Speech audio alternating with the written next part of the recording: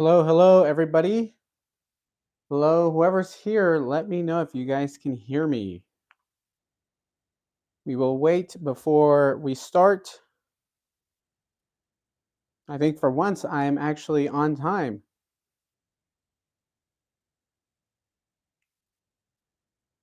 Once again, thank you guys for joining us today.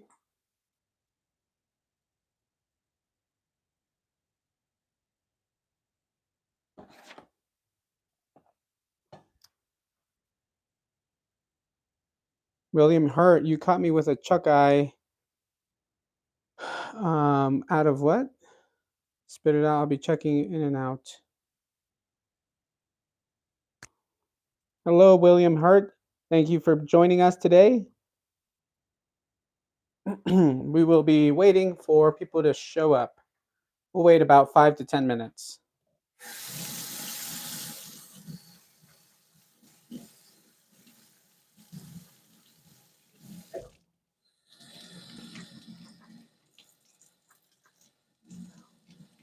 Hopefully everybody can hear me well.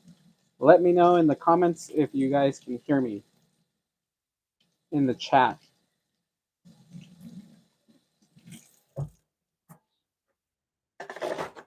These live shows are always questionable in the sense that I'm not sure whether things are going to be working the way they're supposed to. RT Scott says, hearing good. William Hurt, the spit, the fire. Oh my goodness. Yep. I'll talk about that in a minute, guys. We'll get into that in a minute. But first, we're just going to get ready and wait.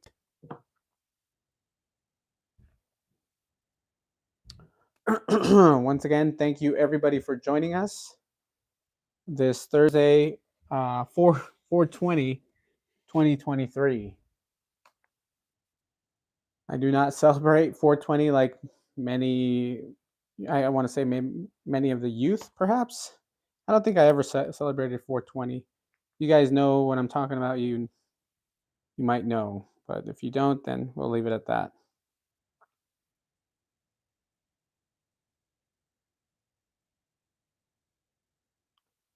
Okay.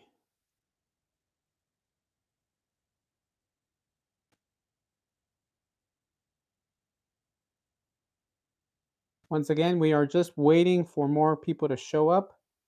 I'm usually not this early. I'm usually about 10 to 15 minutes late. I want to read the comments here. You caught me with a chuck eye on the spit. I'll be checking in out, hearing good. The spit, the fire. Hi, everyone. I can hear it just fine. Bookworm73. Hello, Bookworm. Honey Badger, I'll be celebrating all day. What's up, sports fans? Rick says, here for the yeasty high. Yes. The yeasty high. We'll call it that for today. We're getting high off the bread fumes. Although I do have to say that baking bread inside your home leaves your house just with a wonderful smell. And usually when I do, my kids know, hey, Dad, are you baking bread? I'm like, yep. Like, it smells great. And I like the fact that they like the bread. They're not big fans, I'll be honest. They're not big fans of the what is it called? The sourdough, but they are fans of the normal breads and every other dessert. Sourdough, though, I think it's an acquired taste. I don't think everybody likes sourdough, but let me know. Do you guys actually? That's the question I want to put out there for today. Do you guys like artisan style bread that's just white bread or sourdough artisan style bread? Let me know what you guys like. Hello, Corey Clark, Cynthia Wesley. Thank you guys for joining us. We usually have, I want to say about this amount of people so far. I think we have about 13 tonight. Perhaps not many of you like the baking aspect of this, but I hope that for those of you that are here, you guys can possibly give this a try. I know there's tons of recipes out there for no-knead breads, but if you see one of the ingredients there that I have on the table, I like adding honey to mine, and I'll tell you guys why in a bit. And I'll let you guys know why I like the honey.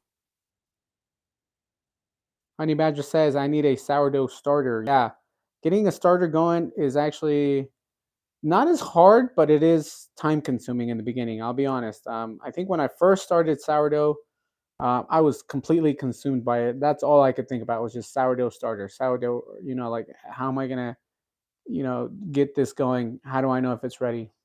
And it was difficult in the beginning, but you get the hang of it, and then it becomes less of a hassle. Michael Markey, hello everybody. Let me know if you guys are having any issues with the video quality. I don't know what's up with my Wi-Fi. I definitely need to call and see, but I'm usually running. Right now, I'm on Wi-Fi. I'm not on Ethernet, but my Wi-Fi is about 150 to 200 megabytes per second, so it should be a decent one at that. But then again, none of this stuff is ever perfect.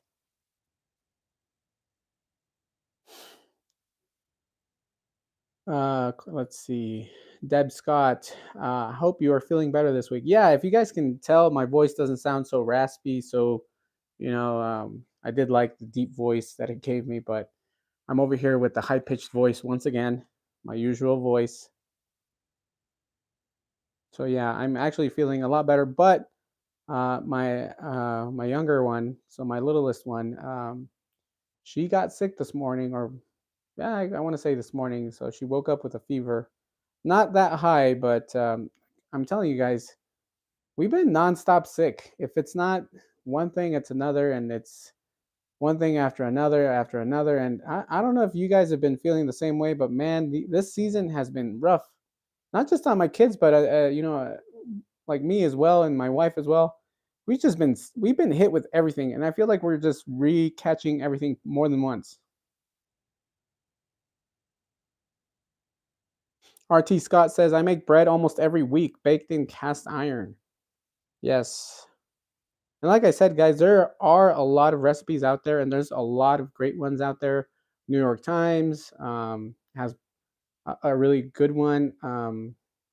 Claire Saffitz, I think. I don't know if I'm mispronouncing her name, but she has a channel as well, and she's really well known. And she has a great recipe as well for both no knead and also sourdough. Um, Mary Grace, she does more of the shorts, but she has a lot of great stuff, specifically with what is it called? A sourdough bread. So she does a lot of sourdough, and there's a lot of people that are really well versed in sourdough baking and artisan bread baking.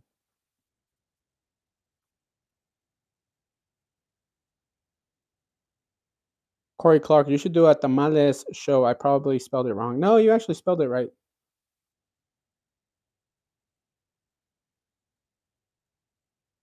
Deb Scott says, that's too bad. How many kids do you have? I have 3 kids. So my oldest, for those of you that might be new, I know there's a couple of you that are new, but my oldest is going to be 10 this year.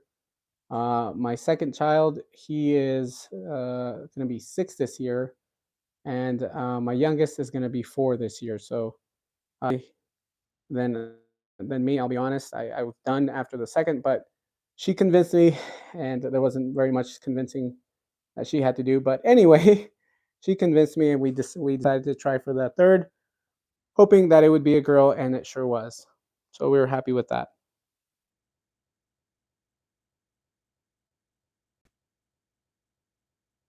Let's see, lots of bread in the supermarket. I don't like.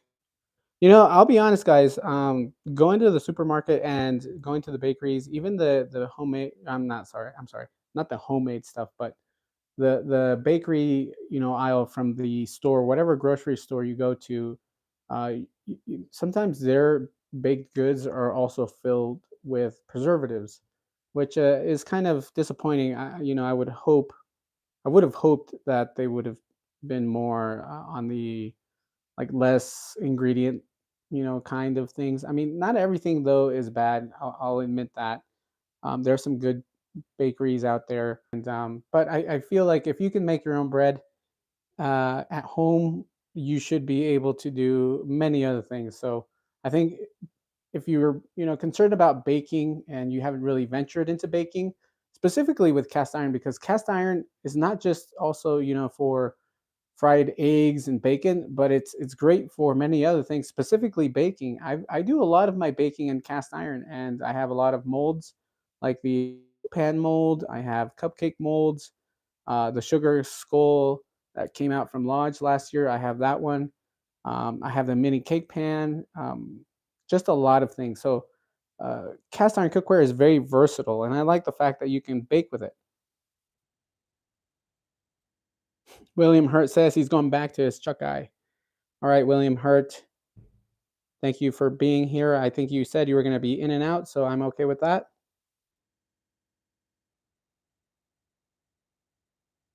Debbie says, I had a donut for supper. Oh my goodness. Yeah. I mean, who doesn't like donuts? Come on, guys. Everybody loves donuts. My child, my all my children, I'm sorry, they are fiends for donuts. I mean, they don't just want one. They want we'll go to this awesome little donut shop, and uh it's great, and it's very well fair priced. It's not expensive. But oh my goodness, they want to finish the dozen, a whole dozen in one sitting, and I have to keep take it away from them because they will. So yeah, I know. I mean, who doesn't like donuts? Donut and a coffee. I mean, that's the best thing in the world.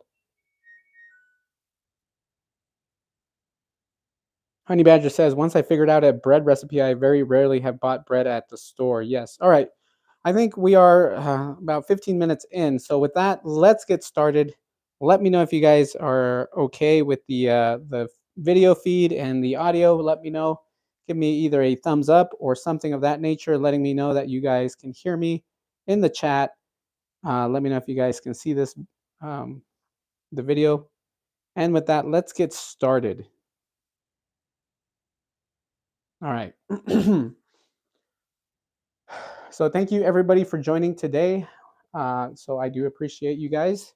I know it's late in the East Coast, but with that being said, the recipe that I like using is from Preppy Kitchen, and his channel is on YouTube. His name is John Cannell, and he has a lot of great recipes. But the one that I like a lot from him is the somewhat of a no knead recipe.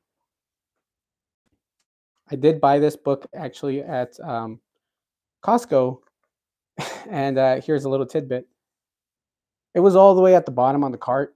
So when we went through, they didn't scan it. So I mean, hopefully I don't get in trouble, but technically the book was free. So I was happy. Obviously, I like supporting all these YouTube channels and these professional bakers and cooks. And I want to say that he's on one of those tiers. He's pretty great at what he does.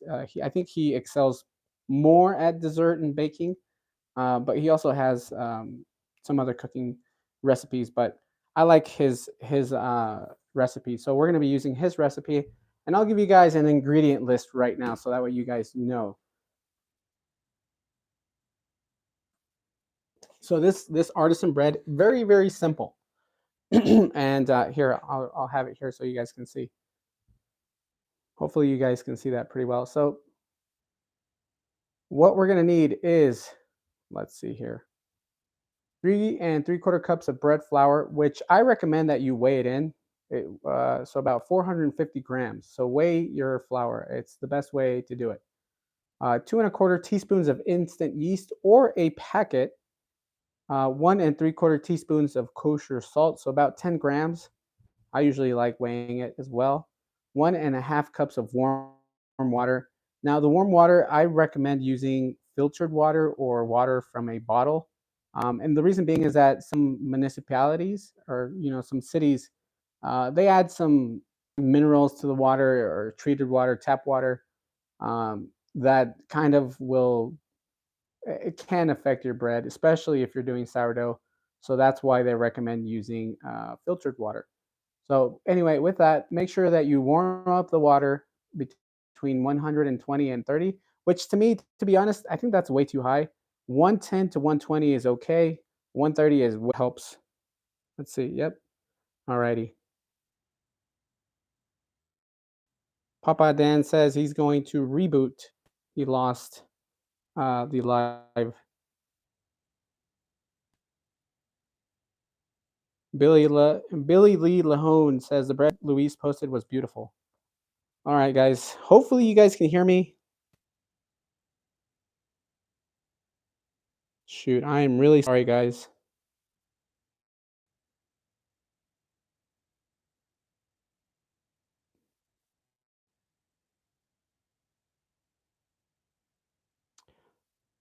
Guys, can you guys let Bookworm know that he can? So what I did was actually, if because I'm watching the feed as well from my one of my tablets. If you reverse or go back on the live and then go forward, it should bring you back up.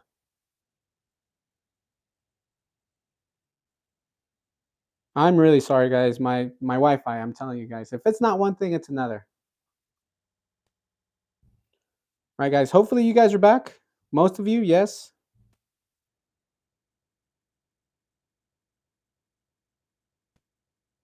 Papa Dan says I rebooted, video started, then stuck again. Bookworm 73 says I'm back. I think. Honey Badger says it's back and running. Sorry, guys. Let me know once again so that way I can start going again. Cynthia Wesley says it's life. Stuff happens. Yes, you are completely 100% correct. Debbie says weather is doing it again. Rick says I'm her. I'm her. I'm here. Debbie, bad storms around here. Debbie, yeah, I hope you guys are safe over there wherever you might be. But we actually have clear weather, and it's been some time that we've had clear weather. So today was a very beautiful day, nice and sunny, and finally we got some warm weather where we were up in the mid 50s. I want to say maybe even 60s. Uh, so we haven't had that kind of weather in I'll be honest, in a very long time. So I'm glad that we had a break from these storms. Papa Dan says runs a second, then sticks. Probably weather.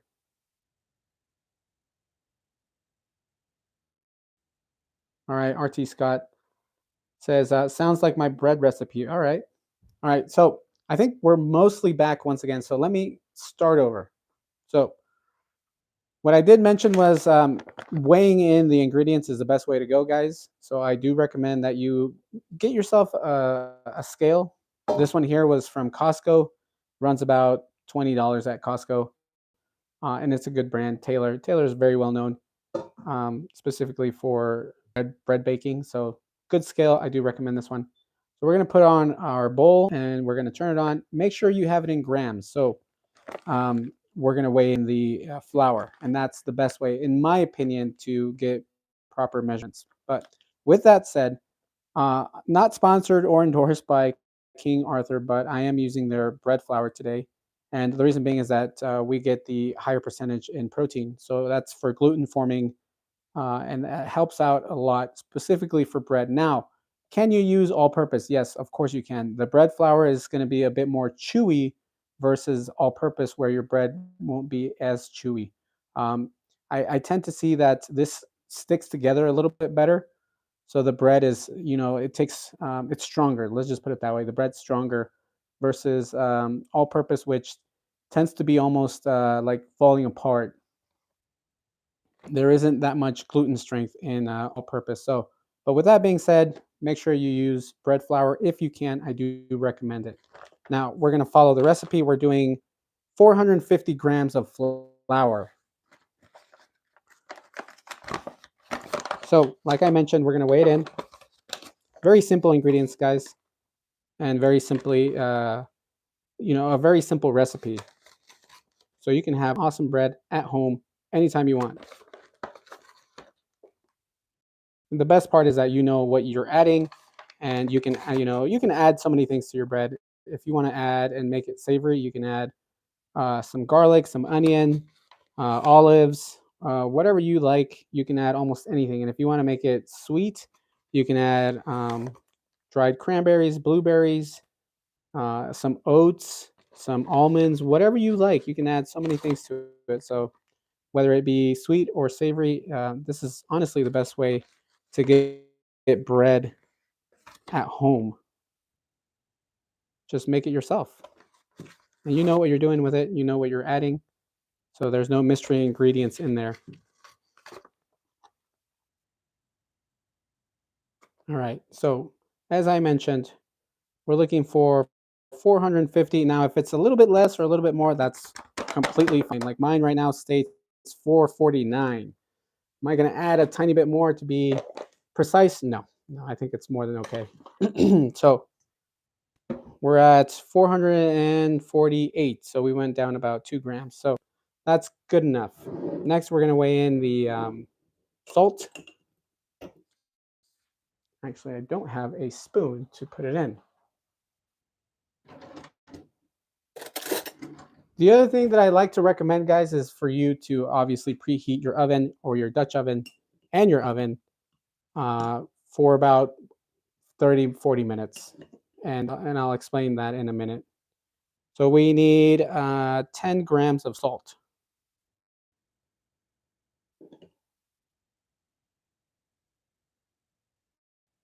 There we go. And if you go over a little bit, sometimes I like adding about 12 grams instead of the 10. Gives it a bit more flavor. And I'll tell you guys why, actually. So now that I think about it, I'm probably going to add about 15 grams of salt.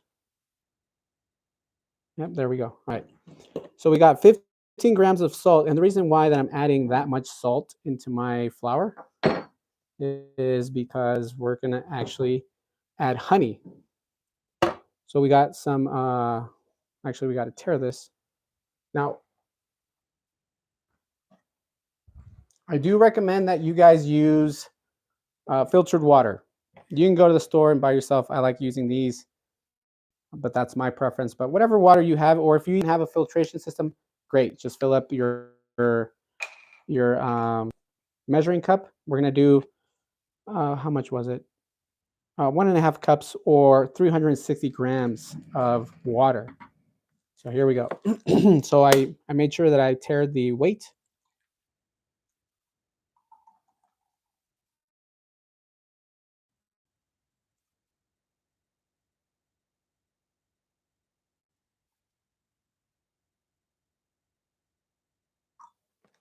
Oh man, that was like right on the dot. 361, right on the dot. All right. We're gonna do that. Now we actually have to microwave this. So with this amount of water, so 1.5 cup, I do about 60 seconds. So I'm gonna put it in the microwave, and I'll be back in a minute.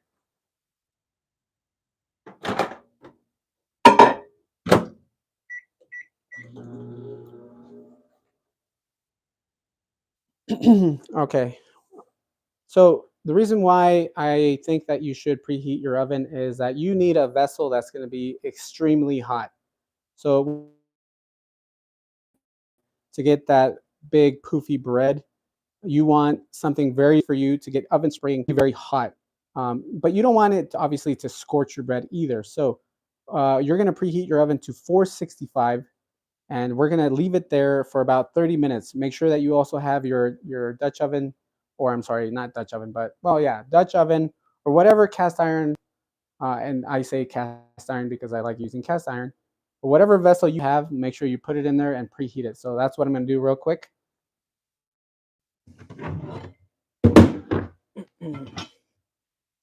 And here, this is what I'm going to be using. I bought this last year, guys, when it came out, when the Wonderlust series came out. So this is the Wonderlust combo cooker. I think it's about 3.5 quart. And I've recently just brought it back out again, and I've been using it. So I've been using it to bake my bread. But we're going to place this in there. Make sure that you place them both like this. Don't leave them covered. You want it to warm up evenly. So we're going to place these in there for about 20 minutes.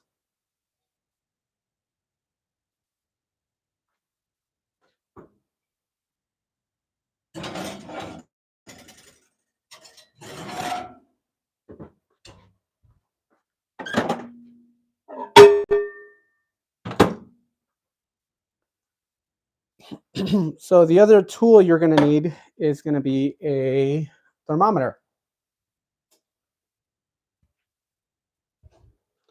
And I also like using this little cake probe or cupcake probe that I think my sister got me this, but it's a cake tester to make sure that the cake is done, or the any kind of pastry you have, make sure it's done.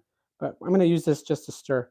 So as you see, I also have my thermopop, and I like this one a lot. Not endorsed or sponsored, but this brand is amazing, and I do like this one a lot, especially because it's so inexpensive. I think it's about $20. So you can they sell these at Cabela's, Shields, and they're very very great. They are actually pretty fast. So we're gonna stir it real quick and check the temperature. We're at 117, about 115, 116. So that's great temperature right there. What I'm going to do first is actually going to add, so I'm going to tare it once more.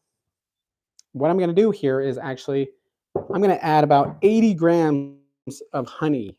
Now that might seem like a lot, but we also have a lot of bread flour, and it's going to be hopefully evenly dispersed within. So you won't even necessarily taste the sweetness of the honey. It'll be very mild.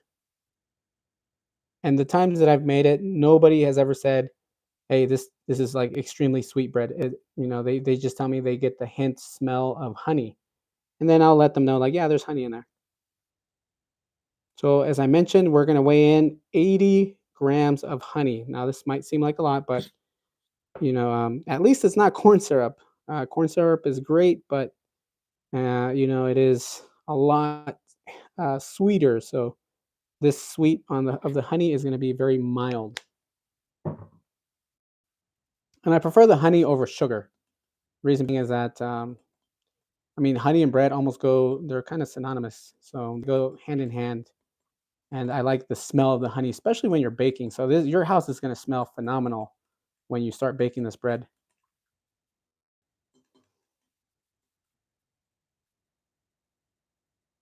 So as I warmed up the water right now, the I'm obviously stirring it, and it helps the honey dissolve into the water.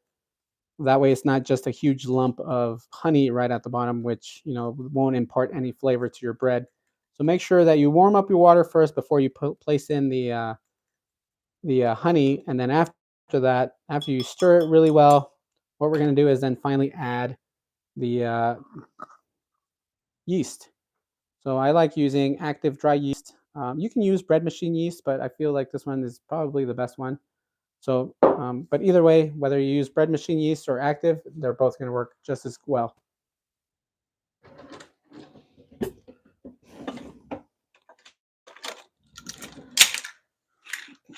So the amount of yeast is 2¼ teaspoons, which I think is close to 10 grams.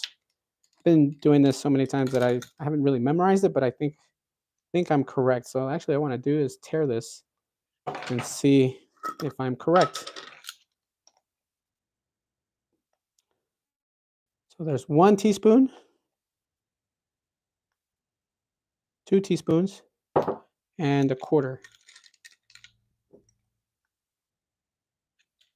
and a quarter. And that's about 5 grams. So nah, I was off. I was off by a lot actually. So yeah, so about 5 grams. All right. Next, we're gonna stir this, and we're gonna let it sit for about 5 to 10 minutes. Let it get bubbly.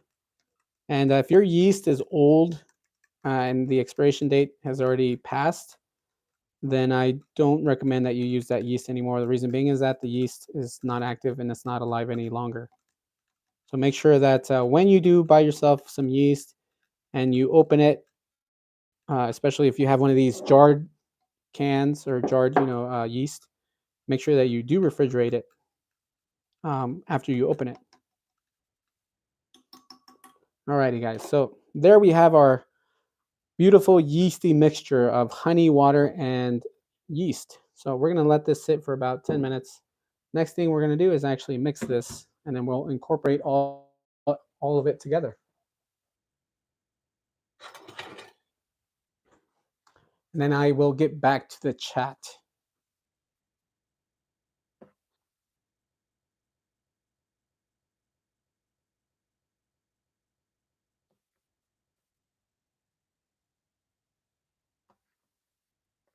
Alrighty. I usually like using the metal whisks, but with this, I like using because it makes a horrible scratching sound. So I prefer the plastic whisk.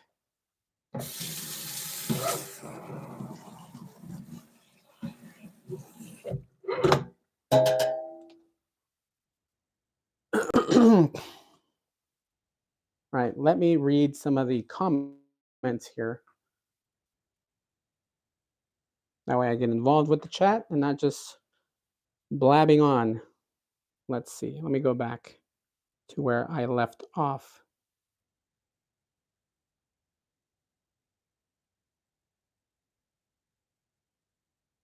Bookworm73 says, "Love this flour for bread." Yeah.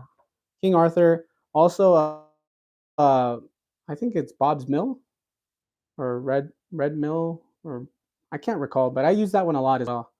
I like that one a lot, but it is a little bit more expensive, so there's that. You do save a little bit more, well, not necessarily a lot, but you do save about $1 or two on with the King Arthur versus the other Bob's Red Mill. I think that's what it's called, Bob's Red Mill. That's a good brand as well. Adam Creel says, "What is the mesh thing that the bread goes on top in the cast iron? Is it to keep from sticking or burning?" It's a little bit of both. So actually, I'm gonna go grab that because I'm actually gonna give one of those away. I will be giving one of those bread mats away for you to you guys. Um, so yeah, let me show you guys.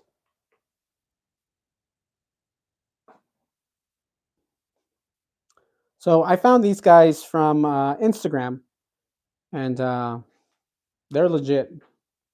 So this is made out of silicone or something of that nature. Not exactly sure, but it is sticky, like sticky. But I have found that a lot of bakeries use this kind of like cookware, or not necessarily cookware, but this material to bake their breads. And you know that they use something similar to this because if you look under the bread, it'll have that texture on it, underneath it, that you can see, the little squares underneath it. If you guys ever have seen any bread that has that texture, they use something very similar to this. So yes, this is the brand is the bread mat, and this one's the best one that I found so far. And I know that because I've used some other ones and I didn't like how they worked. Let me show you guys another example of another bread mat that I have that's not from the same company.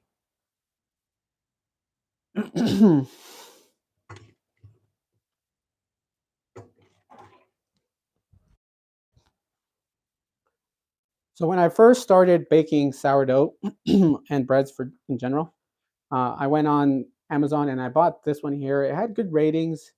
It's great. It's not bad.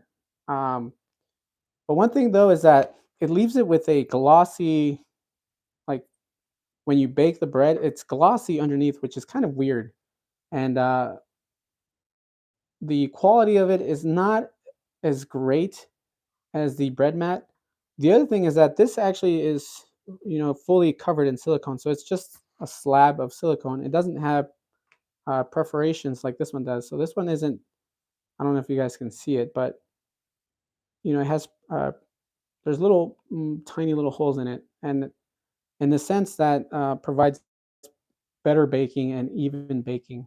So versus something like this that does not, that's not, doesn't have any holes in it. So this is great. It was about $10, but I don't think it's worth it, and it doesn't work as well as the bread mat. So I do like the bread mat better. But anyway, with that being said, let's read some other comments. And you guys can see actually that the yeast is already foaming, so it's pretty much ready by now. So we're gonna get going in a minute. Let me just read some more comments.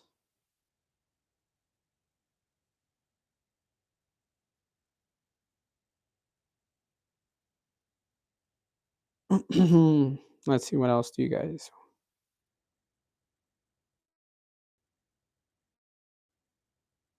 Billy Lee Lahone says, "Never seen one of those bread mats." Yeah, they're pretty cool. As I mentioned, I saw it on social media, Instagram. I also have social media accounts that I use, TikTok, Instagram. Sometimes Facebook, not as frequent. And I used to do Twitter. I don't really do Twitter anymore. Uh, and YouTube. It's those main three: TikTok, Instagram, and YouTube. So those are the main ones. So Debbie says her hubby worked on some plumbing there and said in the 70s brought me home two bowls, but I wore them out. Oh, okay. I think I'm well. I'm a little lost. I think you guys are talking about some cookware. Anyway, Billy Lee Lahone says, which bread mat did you prefer? Oh, the bread mat. This is the best one. The sourdough king or whatever this is. It's not that great. This one, it's not that great. This one does the best. You get really great results, almost professional bakery results with this bread mat. Uh, for parchment paper. So if you want to bake and you want to use which is meant to be a replacement for parchment paper, you can do so. But this provides better results. And as I mentioned, just the perforations that it has gives it more even cooking, and it also at the same time protects it from burning. Because if you guys have seen some other YouTube channels, the underside is burnt, and that's happened to me before. But there's actually a term for it. It's actually called it's a French term. I think it's bien cuit, which means somewhat like toasty or like browned. Um, and that's something that the French like, and I like it too. I don't think there's anything wrong with that crisp crust that bread is known for. But anyway, let's keep going. Okay, guys. So we stirred the salt and the flour. Now we're going to add the bubbly mixture here. And you can stir all this at the same time while you're putting in this bubbly mixture, but it really doesn't matter, honestly. I mean, I could grab a spatula and get the rest out, but I think I'm fine with that. So let me actually grab a little spatula. So if you don't want to leave any of this, yeasty mixture behind, you can actually just grab a little spatula. And if you can, then put the rest of it in there.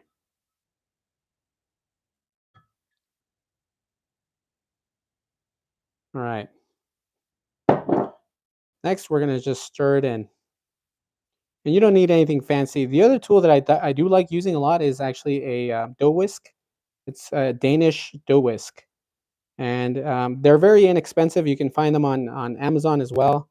And they do a great job mixing the flour and the water. And it all comes together really nicely, too.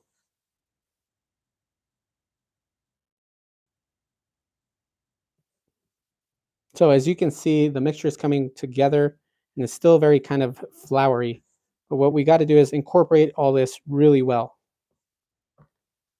And we're not necessarily going to be kneading this, so we're just going to incorporate it well until pretty much all the dry flour is incorporated into the dough.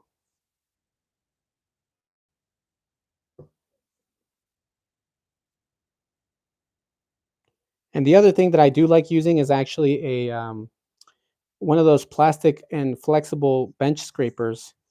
I'll show you in a minute what I'm talking about, but I do like using that a lot, and it helps with the dough and also kind of getting or cutting the bread, his edges nice and scraped. And I'll show you in a minute if I can find it. Where did I put that thing? I just had it too. What happened to it? No, that's not it. Not it either. Oh my goodness, what happened to that thing? Oh, here it is. Okay.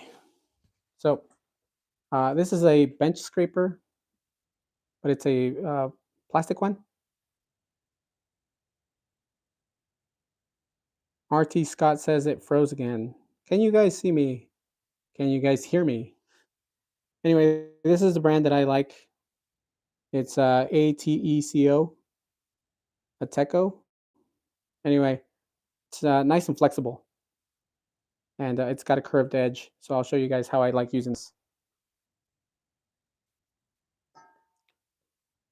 Just so you guys know, I did plan ahead, and actually I have already prepared another one. So I'm gonna have a lot of bread the next couple of days.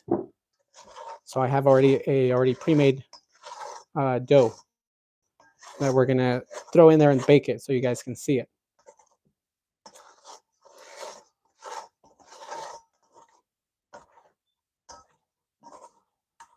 All right. I think that's actually mixed pretty well.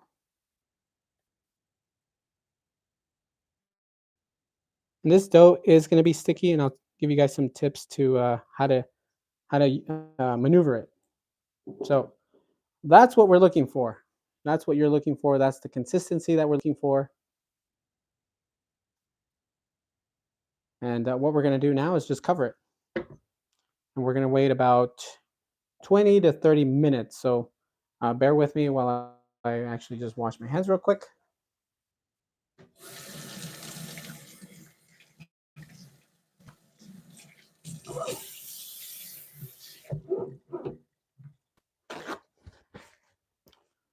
Okay, that is the consistency. Now we're just going to cover it with some cling wrap or saran wrap or whatever you like to call it, plastic.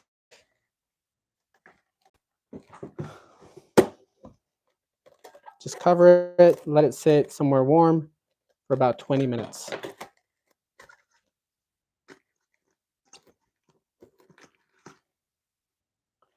Right. And the bottom of this is actually fairly warm, so there's some activity going on. So this is nice and warm. Like I mentioned, put it somewhere warm. I'm going to put it over here by the oven.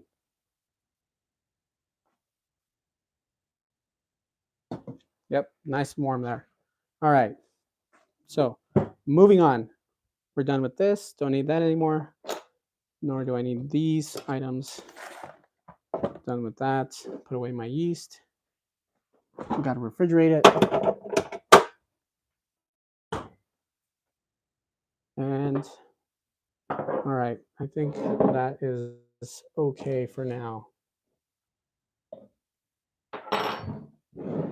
Okay, guys. So as I mentioned, I have already pre-made some dough. That way I can show you guys what's the next steps. We're going to be moving a little bit fast here, and then I'll get to the chat. Let's see. Okay.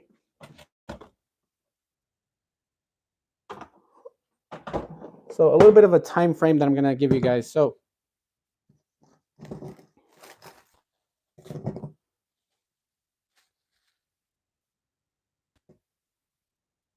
this one has been in the refrigerator for about an hour. So time frame. So I mixed this and did everything that I just showed you guys around 4 p.m. here, my time. So, and then after that, I waited about 20 to 30 minutes and I did some stretch and folds. So let me actually, so I got what I got to do now is get my hands wet so I can maneuver with, or, touch the dough and handle the dough.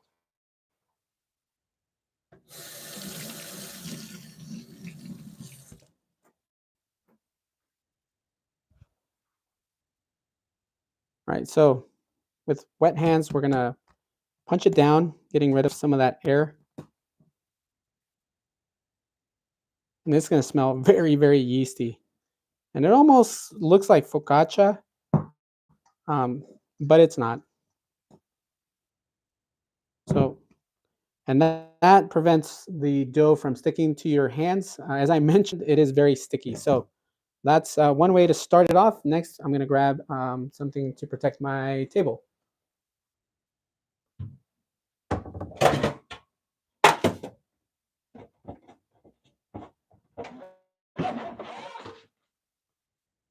All right, guys. So I have this little plastic like working area that I purchased at William and Sonoma specifically for breads. And what we're going to do is we're going to shape it now and get it ready for baking.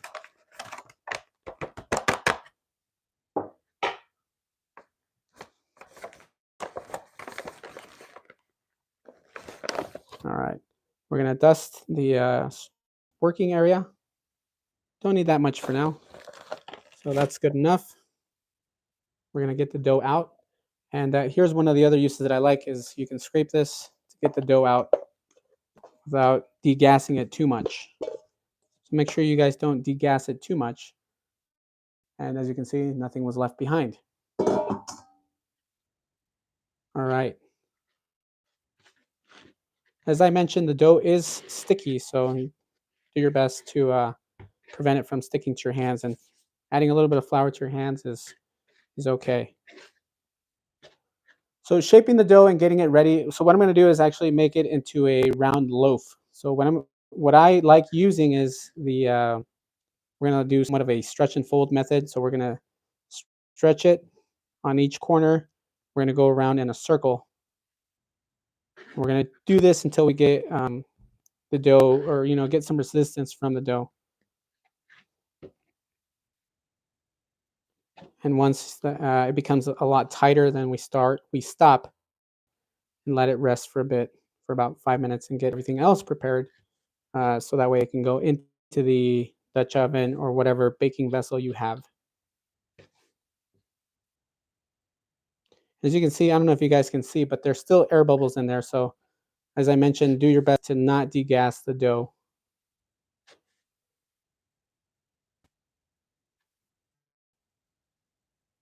And also do your best to not tear too much of the dough. We're starting to get to that point that it's got a lot more tension. So I think we're getting close to being done with shaping the dough. There we go. That's good enough. So I like keeping the bowl here so I can clean my hands from the dough that I have stuck on it.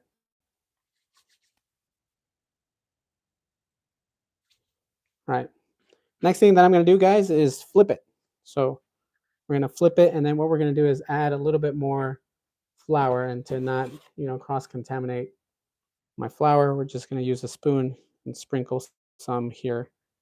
It can be kind of messy, so that's why I like using this little work area. So from there, what we're going to do is we're going to try our best to shape it. So we're going to do these motions where you pull it back to give it more tension.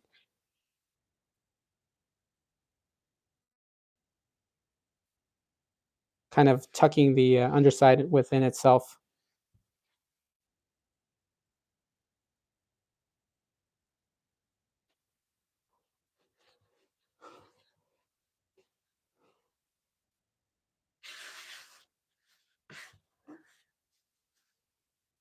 And I think I'm happy with that. So what we're going to do is just set it to the side and then get ready with the Dutch oven. Now, all this stuff might seem complicated, but believe me, it really isn't. So don't be scared and don't be worried about it.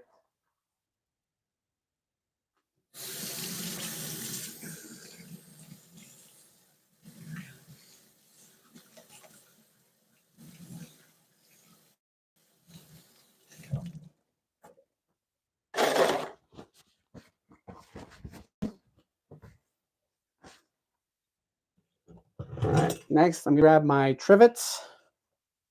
So we're going to be using some trivets, obviously, to protect the table. You don't want to scorch your table. Also, I don't recommend you using the like a cutting board or anything of that nature. It will scorch your table. Alrighty.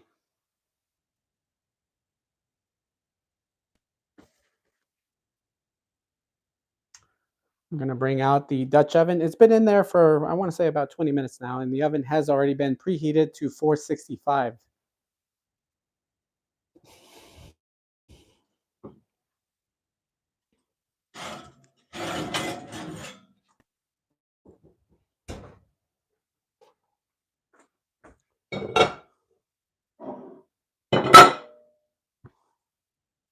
Alrighty. Hopefully you guys can see. I'll move this a little bit further up.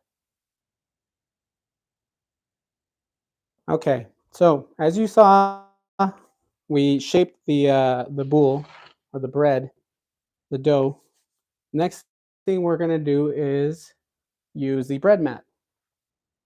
And I'll get to your comments in a minute, guys. Don't think that I'm trying to ignore you guys. I'm just trying to get this in the oven. That way I can show you guys the final product. So what we're going to do is place that there and then move over our dough. From here, we're going to need a scoring knife or blade.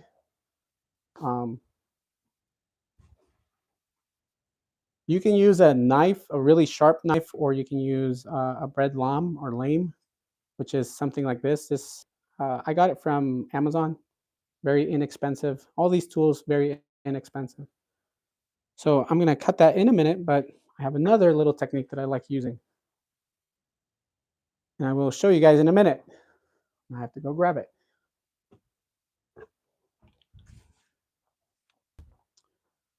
So in order for you to get good oven spring, and oven spring is usually just when the bread, kind of poofs up, you want some steam. So you want to introduce steam into the combo cooker, the Dutch oven, or whatever vessel you're going to be using. So I have filtered water here that I like to put in a spray bottle, and I use it specifically just for baking. So I'm going to be spraying it once I place it in there.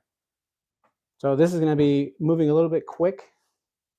Hopefully I'm not going to be going too fast.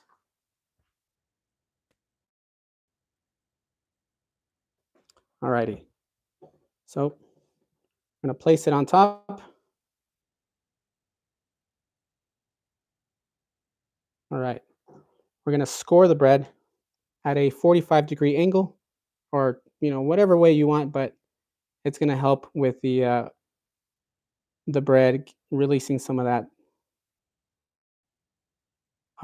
moisture, some of that air. So when it does the oven spring, you get that beautiful ear. All right, so that's that. Hopefully you guys can see that. Very simple. I'm not going to do anything fancy. Next, we're going to get this guy in here the best that we can without burning ourselves.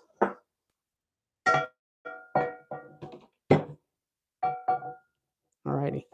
So from there, we're just going to spray. All right. So about 3 or 4, actually I did 4 or 5 sprays.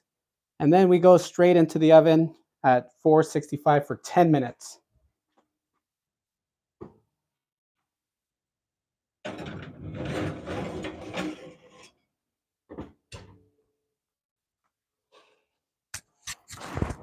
Hey Siri, set a timer for 10 minutes. All right, well, I set my alarm for 10 minutes. Reason being is that we're going to let it cook bake for 10 minutes at 465, and then we're going to drop the temperature down to 425 and let it go for another 20 minutes. All right, guys, so I got a bit of a mess here. As you can see, it's always somewhat messy, but let me read some comments.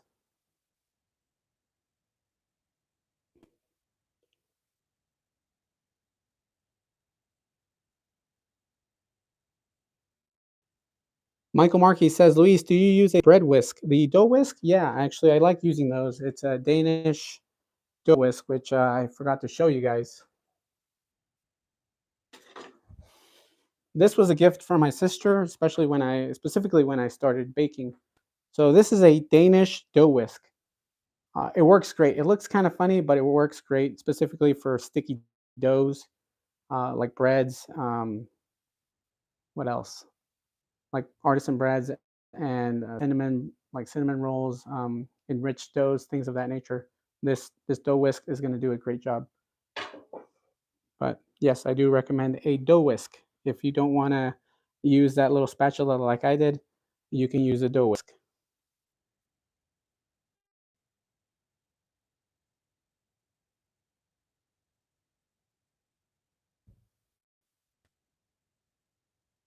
Let's see. Some of you have found, I found my the favorite Columbus Hollowware pan on Monday. Usually you never see one, but now I have 2. Congratulations, Honey Badger.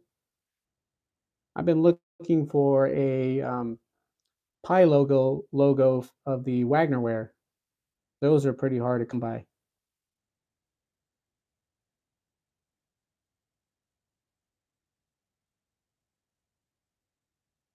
Let's see. What are you guys? You guys are joking around with each other. Let's see. What else? Debbie says, "Okay, y'all, I need help. My pans are seasoned good, but my bottoms are drying out from the electric stove. What do I need to do to keep them from drying them out? Grease every time when getting thorough cleaning." Debbie, yes, actually, I do recommend. I have a glass stovetop, but I've used my pans outdoors on gas ranges, on propane stoves, and yes, just as much as the cooking surface needs maintenance, the bottom of the pans also need maintenance. Otherwise, you can start developing a little bit of rust. When what happens technically is that the seasoning burns off after some time. So yes, you're going to need to be seasoning the bottom as well. And believe me, it'll help out a lot.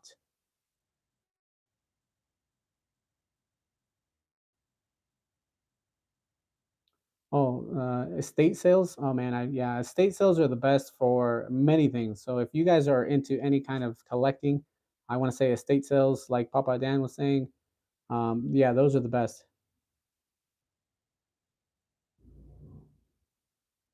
Oh, and somebody already answered, Debbie.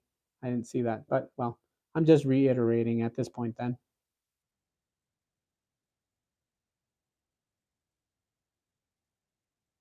Cynthia Wesley says, Saturday I'm going to see if that bread I try to make be strong enough to be a door knocker. Yeah, it should be soft enough to be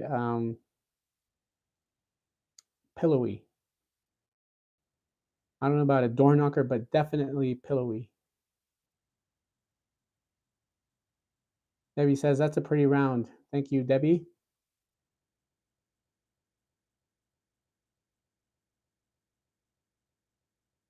Honey Badger says Luis makes some nice bread.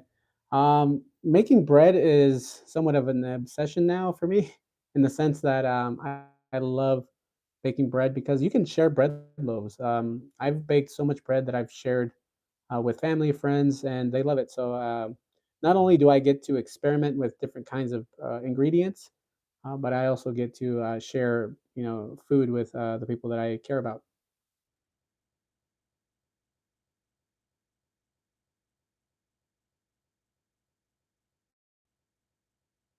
All right, let's see what else. What else are you guys talking about?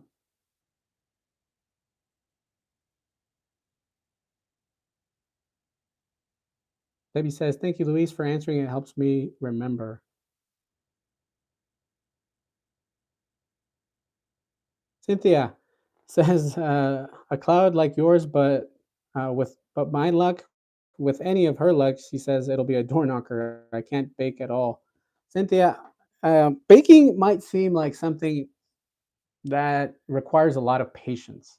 My wife, she's a great cook, but when it comes to baking, she's like, "Nope, I don't even want to try. I don't want to attempt."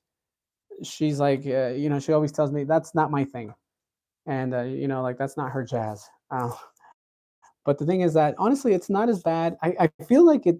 Well, in my opinion, I feel like it's easier to bake than it is to cook. Cooking is there's more finesse required in a sense.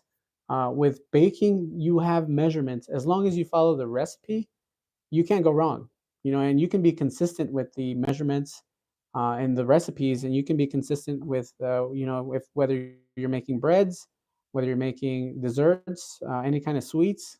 You'll have usually a very consistent outcome of whatever you're baking versus food. Food, um, it always has a variation. It will never be the same the first or last time that you make something.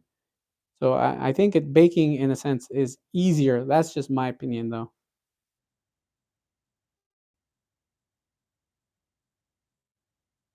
Papa Dan says, "Where are your sisters?" I want to say that they're working. My sister works for Panera Bread. She just long story short, she used to work for Giada De Laurentiis from the Food Network and out in Vegas. So my sister was technically, like for some time with the big time bakers, and she was an assistant to the pastry chef where she worked at in Vegas. But she, decided to quit that, move here, and she's closer to family. So anyway, she now, pretty much dedicates her time to just being with family, being with the church. We attend the church a lot, and she works. So I want to say that she's possibly working right now. Now, my other sister, Sylvia, so one of them is Martha and the other one is Sylvia. I have no idea where she's at. Most likely, I did know that she had something going on with her vehicle. So I'm thinking that she might have gone to go get it fixed at the dealership. I do know that she took it in. So I'm sure that she went to go and get her car fixed. What ended up happening is one of her small little windows, she has a Subaru, broke out of nowhere. So the Subaru dealership decided, that that was kind of weird. So they gave her, the a brand new window, which they were installing today. That might be one of the reasons, but I'm not sure. I haven't actually talked to my sisters today. And usually my sister-in-law is on here as well, but I want to say I think her kiddos are sick. Her teenager is sick with something, so I think that's why we're missing them today.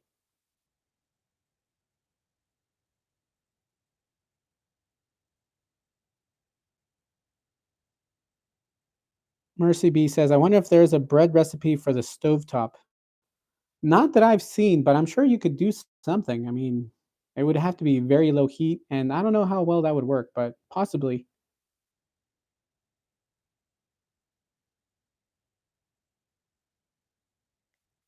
Papa Dan says, "I believe that you must follow the recipe, no variations like when you're cooking." Yeah, I think that's true, but you can have inclusions. Like a lot of these bread recipes, you can have inclusions, whether it's raisins, whether it's, some dried fruits, some nuts, whatever it is, you can add those and it'll, either make it better for you or it might not be your thing and you just like plain bread. With desserts as well, like you can add, if you have a banana bread, um, you can add honey, you can add vanilla, you can add chocolate chip, you can add walnuts. There's all these inclusions that you can add, or you can keep it simple and just make banana bread. But yeah, I think it's both ways, honestly. Just cooking in general, whether it's cooking or baking, there has to be some kind of want or need for you to learn that. So for me, it was both. I love cooking and I love baking, and the reason why I like baking is, as I mentioned, you can make desserts and you can share these with family, and that's what I like doing. But that's my timer. So we're gonna set the heat now down to 425.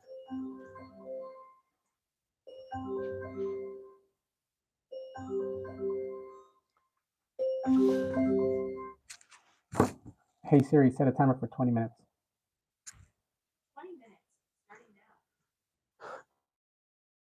Guys, I don't know if I'm setting off if you guys have Siri or Apple devices.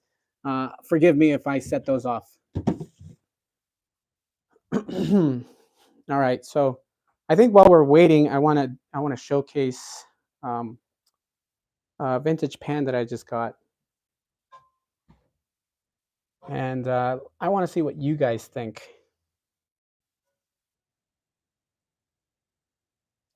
Now, I got this for a fairly cheap price. I want to say it was, I think, $60. Considering it's a vintage piece, but here's the pan itself, pan in question, and you can see it has a raised number 9 on it. Now, the reason why I kind of decided to purchase this was because it actually has like the initials underneath. So um, usually initial skillets have a very, you know, bad casting. This one is actually fairly great. Like you can see the underside also looks like it has like, I'm not gonna say they're mill marks, but you can see lines, and I want to say that's from the mold or the whatever mold that they use. But yeah, you can see some lines here on the casting, which for me was very interesting. But it does have these raised initials here. So typically, I want to say this is an initial skillet, Southern Mystery Skillet, or in other words, an SMS. Um, but one thing that kind of the reason why I jumped on it is because it doesn't have that traditional, like design handle down here, which would make it a Southern Mystery Skillet. It does have this T design. Now, if you guys know a little bit of Blacklock, Lodge, Blacklock, their handle design was like this. It was exactly like this. It was like this T, almost like this T-shaped handle here that didn't have that design up here. I don't know if you guys have seen it, but there's older like the Southern Mystery Skillets. They have that design here, which I want to say was popular by Erie or Griswold. They were called Erie at the time, but they had that design here on the handle. This one does not. As you can see, it's more of a T shape. So, to me, it led me believe that this could possibly be a black lock. I mean, there's no way of 100% being sure because there's no records. But a lot of the photos that I've seen, the handle designs are like this. The heat ring has to be on the outside, and the initial skillets have to be big, or the initials have to be big along with this handle design. That is more likely to be a black lock skillet versus something that doesn't have that design. As I mentioned, the Southern Mystery skillets have that design here. I wish I had a pan that I could show you the difference. I think I might, so I would have to go look for it. So bear with me for a moment so I can go find the other one.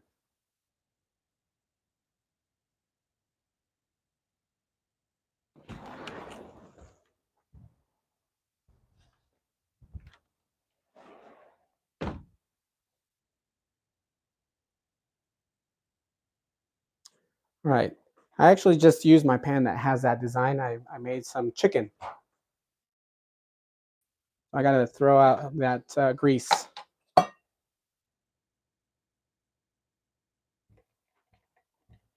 Once again, bear with me, guys. Give me about a minute or so. Now, don't hold me to it, though.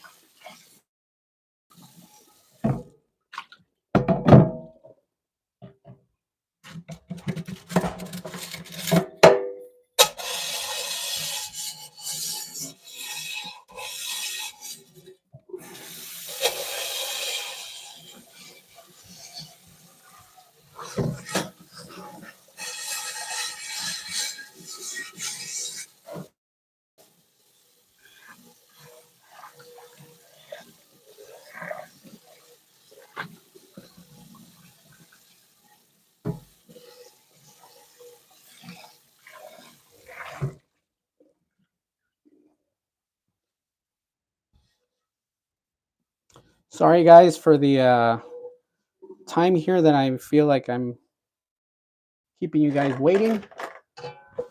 But I do want to show you the skillet here to give you a quick comparison of what I'm talking about. So I just used this pan to make some chicken strips for my wife and for my son while I was doing the live, before I did the live. But anyway, this is another skillet that I have, but this is the Erie skillet. This is just a little bit of that oil that spilled on the side. I just kind of cleaned it, didn't clean it all the way. But this is also a number 9. As you can see, this is an Erie.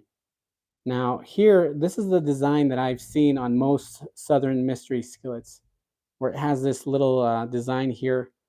And I've found a lot of initial skillets that have this design, but I haven't really come across an initial skillet that has the handle design like I just mentioned. So once again, here is the handle design on this one. As you can see, nothing here, and there's that T shape here on the handle. So for me, I felt like this is possibly, like I mentioned again, possibly a black lock. But obviously, I can't guarantee or say, yeah, this is 100% Blacklock, obviously, because there's no records.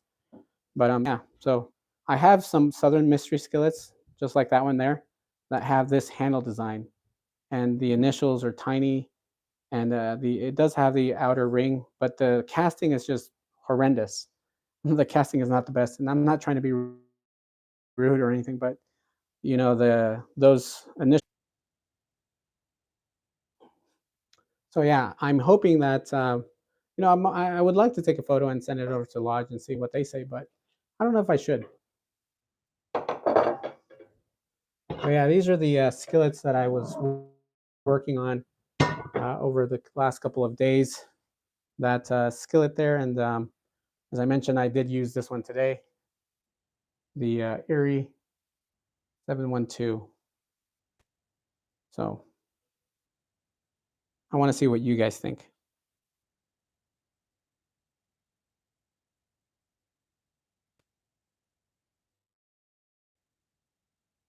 Honey Badger says Lodge has black lock in their museum. The myth about what a black lock looks like is long gone, but many local blacksmiths and foundries recast that style.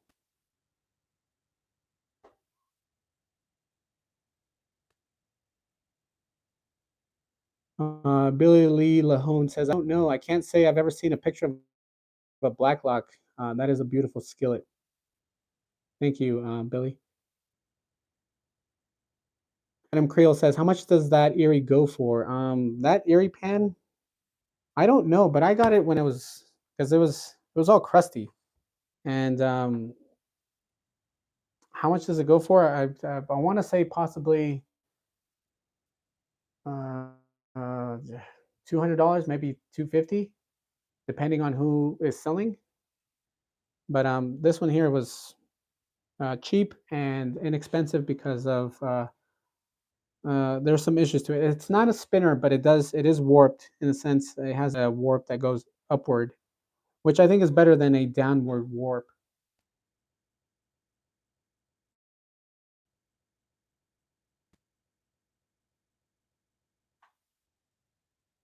Honey Badger says the fact Lodge has no records is false. South Pittsburgh, Tennessee, people now know where they got their skillets. I agree.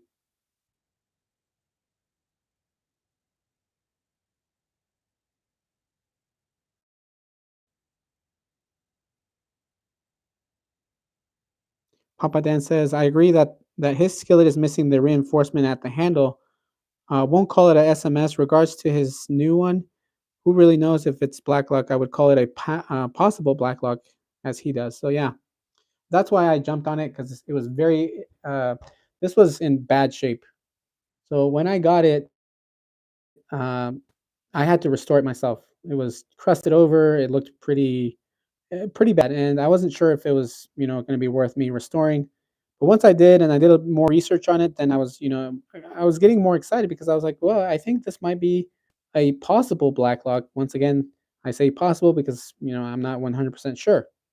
But I did a little bit of research, and that's what I found that a lot of the handles don't have that, as Popeye Dan was saying, they don't have that reinforcement on the handle like the Southern Mystery skillets do.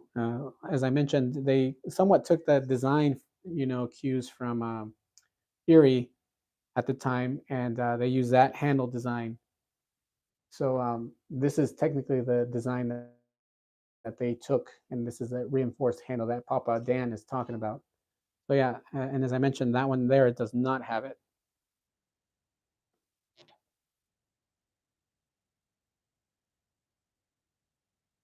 Honey Badger says the Erie you have is second generation, third at best.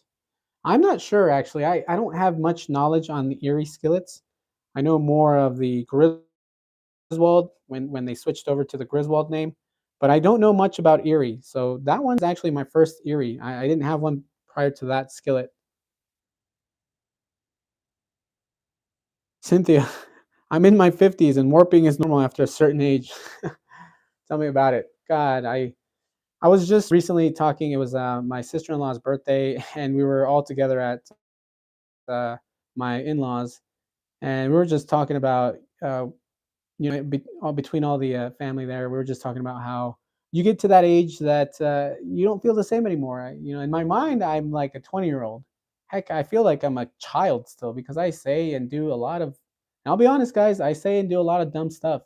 I'm still a child, in my mind, but my body is telling me, no, you're old, because I go outside, and if it's cold outside and I don't have a jacket, and let's just say that I'm outside for 20, 30 minutes without a jacket and I just have a light sweater on, my back starts to hurt. And I'm talking about the kind of hurt that you can't get out of bed. So now I'm very cautious to when we have cold weather, we have cold fronts coming in. I do not go outside with a jacket. And I make sure that I have a jacket that goes down to past my butt or my buttocks. So yeah, growing up now is like as I said, just in my mind, I'm like a child, and my body's telling me, no, you're not a child any longer. And I'm not even that old, guys. I think I've mentioned this before, but I'm only 35, and I say only 35, because I don't feel old. So yeah,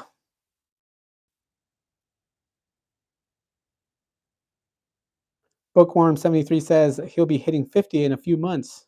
Congratulations, hitting 50, I think, is a milestone. So I can only hope that I can get to that age because at the rate that I'm going, I feel like I'm just breaking apart slowly, day by day, and I'm only 35, so I don't even know what the world is going to look like within a couple of years, or whether I'm going to be around. Because I'm telling you guys, I feel like we're not, that saying that they don't make them like they used to, and I feel like I wasn't made like the people back in the early 1900s, or like my father. My father is 80 through what, 84, 85.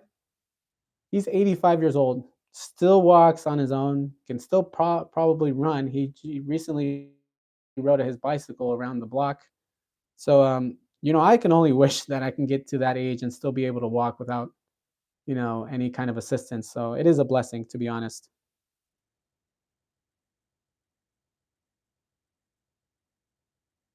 Honey Badger says Black Lock was made before the reinforced handle. So, Honey Badger, what do you think? I mean, what are your thoughts? Do you think this could be possibly a Black Lock? I don't know. I'd like to contact Lodge and the crew there at Lodge. They're great. So, I might consider talking to them and see what they say.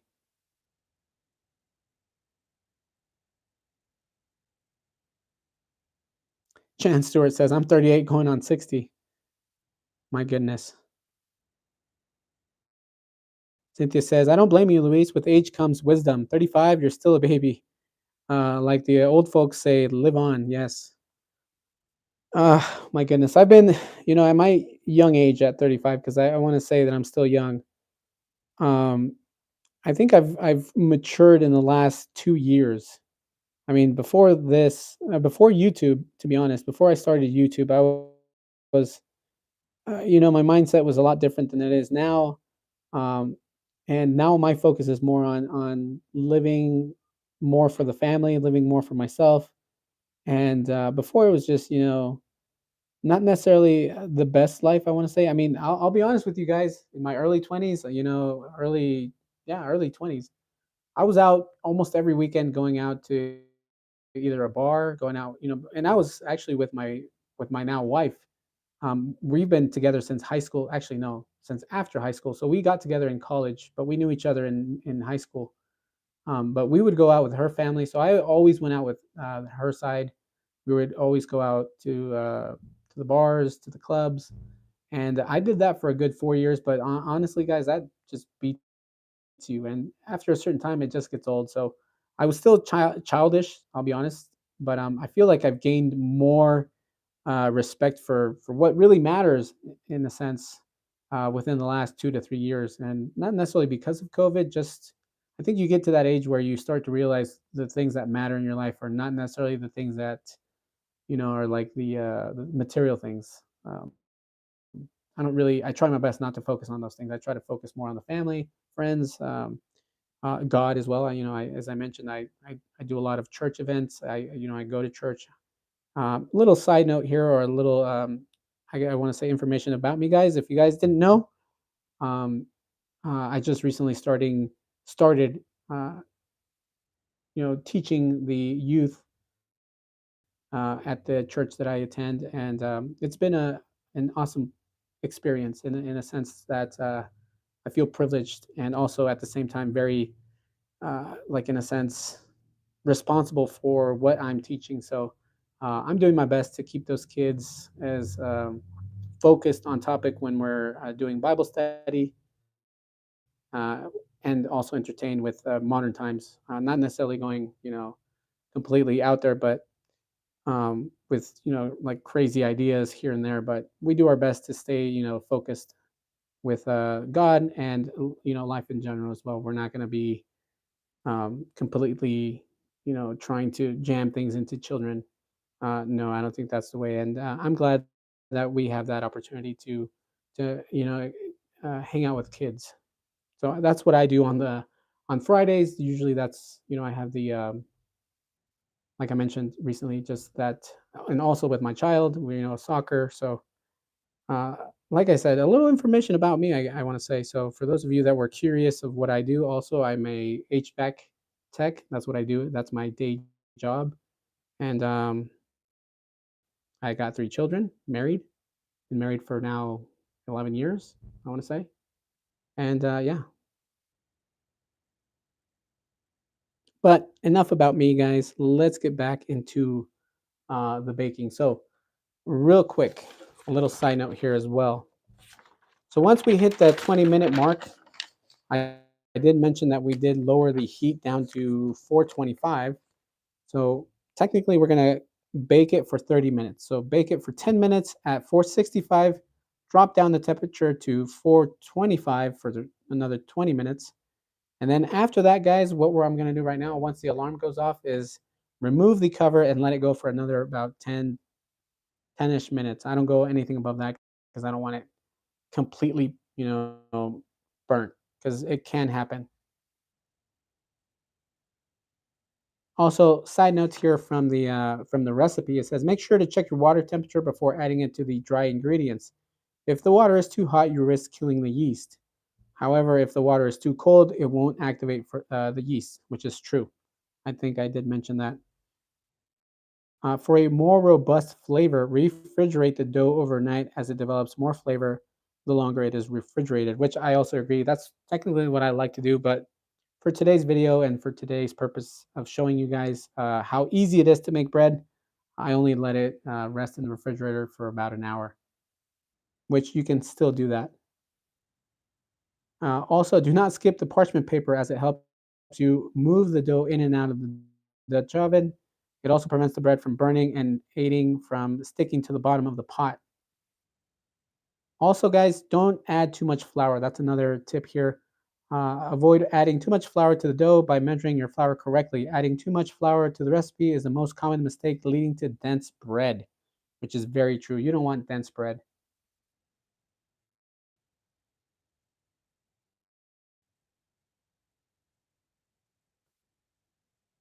Also, make sure you're using a large enough bowl for the dough. The dough should double in size as it rises.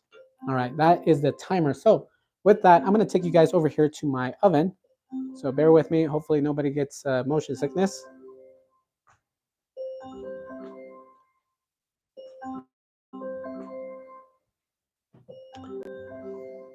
All righty. So you guys can see. What I'm going to do now is actually remove the cover. So bear with me.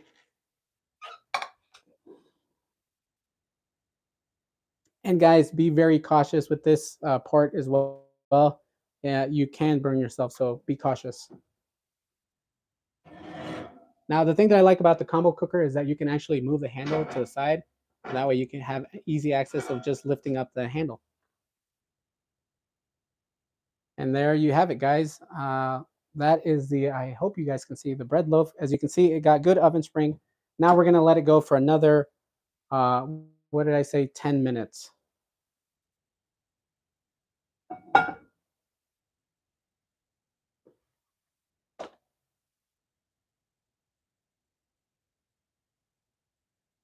And just for demonstration purposes, here is the bread that I made with you guys, the dough. I just have it here. I'm gonna do the stretch and fold in a minute, and then place it in the refrigerator, and most likely bake it for tomorrow. I'm not gonna bake another bread loaf tonight because that is a lot of bread. And you can actually keep the dough refrigerated up to 36 hours. I wouldn't go longer than that, but make sure it's refrigerated. Don't leave it out.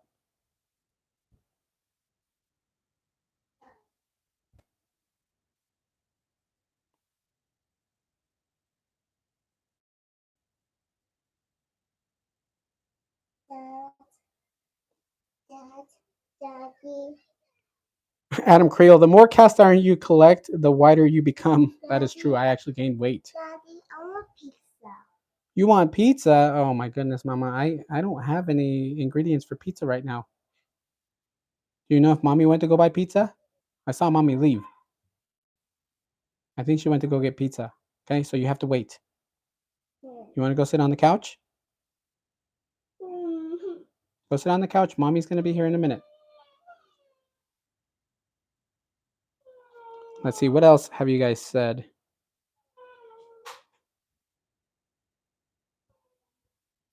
Debbie says, I've been with the hubby for 48 years in June. Went together 3 years. Fire, we got married. Oh, before they got married. So you guys dated for 3 years before you got married. Wow. Congratulations.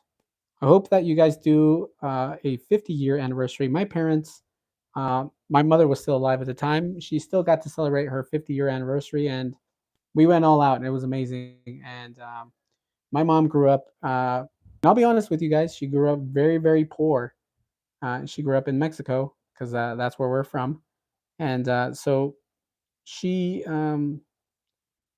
she didn't really know well how to dance. And so when it came to her anniversary, she didn't want to go out to the dance floor, and she tried. My brothers tried to convince her. My father tried to convince her, and this is just I want to say me just boasting here, but I went up to her and I said, "Mom, let's go. Let's just go dance. I'll go slow. I don't know how to dance either." Which is true. I don't know how to dance, and we just went from side to side and we danced, and then from there, she got comfortable with it, and then everybody else had some time to dance with my mother while she was still alive. So I hope that you get to celebrate your 50 years. So like I mentioned, I do hope that you get to enjoy it, and also that you guys celebrate in a big way if you can.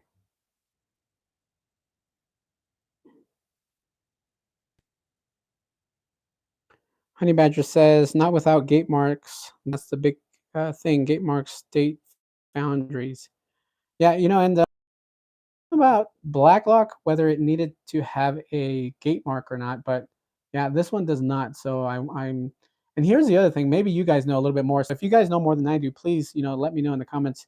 Uh, was I don't know the time frame of when foundries stopped using the gate marked design or way of uh, pouring iron, and then switched over to the sides. And I don't know if you guys know a time frame. If not, then from what I know, I want to say it was before the 1890s. I think they were still using the gate marks, or the gate marked way. And then after that, I want to say maybe 1895-ish, 96-ish, around when Lodge, I want to say, came around. That's when they started doing the gates on the side instead of doing the gates on the bottom. But correct me if I'm wrong. I'm not sure of that.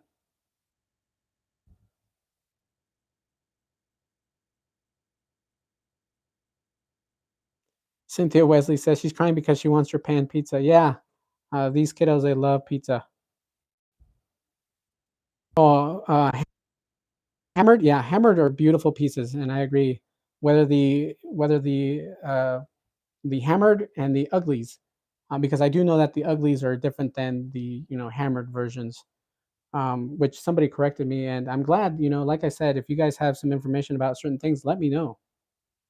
I'm not a professional at these things. I am not fully versed in the cast iron world. I'm learning as I go, but I get a lot of knowledge by interacting with most of you.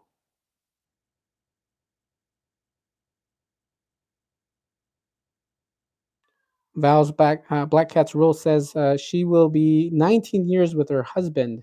Congratulations. I'm glad to hear that a lot of you are still, going strong after all these years. And one thing that I've learned in these 10 years that I've been married is that yes, it is difficult. And I'm over here, thinking to myself right now, I need to stop being such a pain in the butt because I know I am. And I've told my wife that I'm a pain in the butt, and I know I am. But yeah, I'll leave it at that.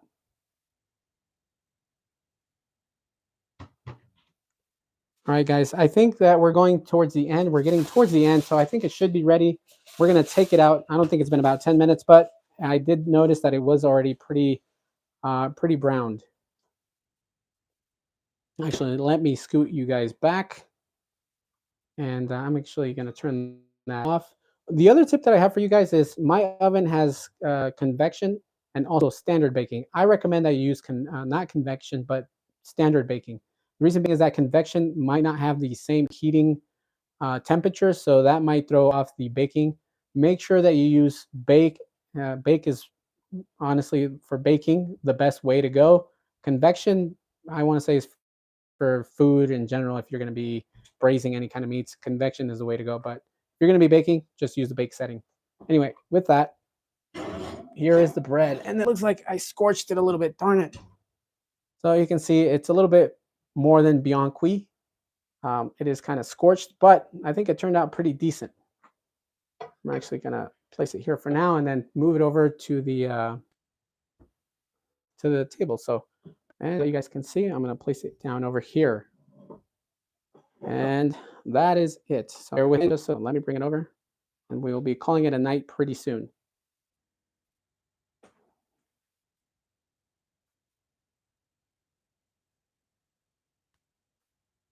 So yeah, I'm a little bit upset because yeah, I did scorch a tiny tad. But as I mentioned, you don't want to leave it in there for too long. But as you can hear, good crust has developed, good rise or oven spring. And make sure that if you do touch these, make sure that they cool for about a minute. Otherwise, you can burn yourself. They do get hot. But this is the reason why I like the mats. You can lift up the bread and take it out. But as you can see, I think we did a pretty great job. Easy to bake, not much to it, and we got beautiful oven spring, nice and bubbly, nice and round. And the bottom not scorched. I mean, it is a little burnt, not burnt, but beyond cuit. That's what I tell my wife. The breads aren't burnt; they're beyond cuit, and she just makes fun of me.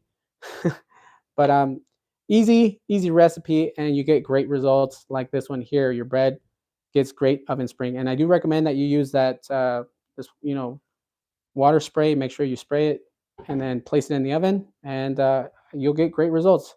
So with that, guys, I think we're at the end. I do appreciate everybody. If you guys have any questions, once the video uploads, you guys can ask me. I will see you guys next week.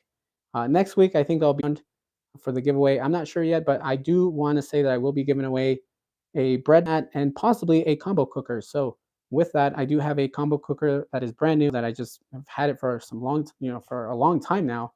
And I have because shortly after I bought that combo cooker, I got this one or this one came out, which is the Wonderlust version.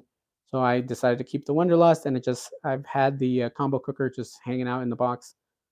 So with that, like I said, make sure you guys tune in next week. As always, I appreciate everybody who is here for these shows. I know that it's late out in the East Coast, so props to you guys for hanging out with me this evening, and I hope that you guys give this a try. Let me know if you guys actually do give this a try. I would like to know if you guys get to bake some bread at home. So, with that, I appreciate everybody. Have a lovely evening, a lovely night, and take care, everybody. We will see you guys next week.